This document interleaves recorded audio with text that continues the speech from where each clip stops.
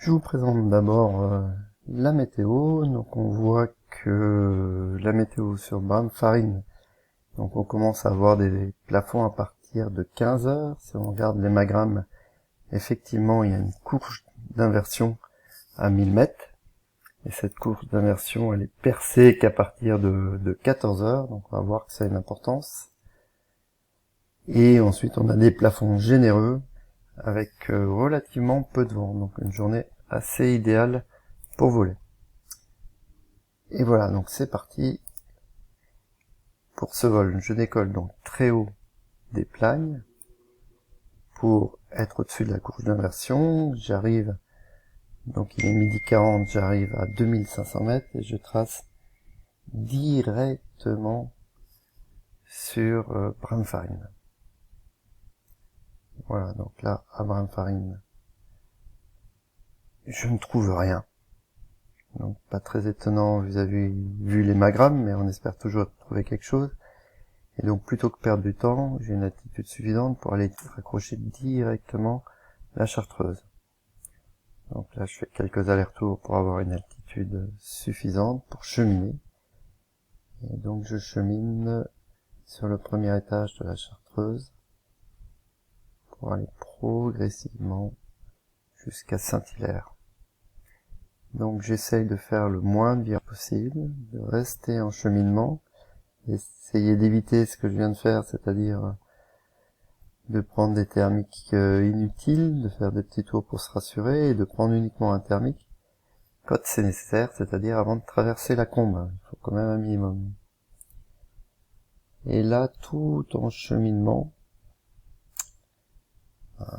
j'arrive à une altitude impressionnante de 1800 mètres au-dessus du fort Saint-Hénard, ce qui m'incite à aller un peu plus loin, au Mont Raché, qui est le prolongement de la Bastille. Donc je vais au Mont Raché, je trouve de quoi remonter, et sans grosse inquiétude, je retourne vers le Saint-Hénard. Et là pareil, tout en cheminement, je remonte à 1800 mètres environ. Je prends quand même un thermique avant d'aller à la Doncroll.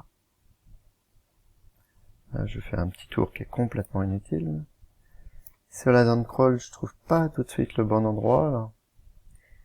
Mais le bon endroit est un petit peu rentré dans une combe. Je fais quelques 8 le long de la paroi, et là j'arrive tout de suite au deuxième étage.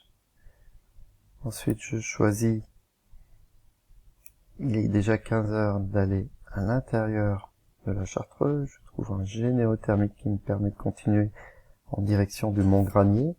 Donc on est plusieurs dans la Chartreuse, donc la masse d'air est tracée. Je vois qu'il n'y a personne qui arrive à prendre de l'altitude au Mont Granier, donc il va falloir trouver un thermique avant le Mont Granier. Et donc je trouve ce thermique assez facilement, qui va me monter à une hauteur, en deux temps, à une hauteur de 2800 mètres, largement suffisante pour traverser en direction des Bauges. Voilà, donc c'est une longue traversée. Et j'arrive sur le mont Pelard. Donc là on a la brise en provenance de Chambéry qui est assez forte sur le mont Pelard, ce qui rend les choses assez turbulentes, pas très agréables. Et il faut reprendre de l'altitude, il n'y a pas le choix, avant d'aller au pic de la Sauge. Là, au pic de la Sauge, dans la première combe, je ne trouve pas grand-chose. Donc je vais voir dans la deuxième combe. Et là, j'arrive à remonter sur l'arête assez facilement en dynamique, jusqu'à trouver un thermique au sommet, qui me permet d'aller à la pointe de la Galope, de trouver là aussi un thermique, et de continuer vers le mont Buffard, mont de la Buffard. Là, je trouve aussi un thermique. Je suis parti en direction du Colombé, puis je change d'avis. Parce que je suis vraiment tout seul dans les Bauges, il n'y a personne.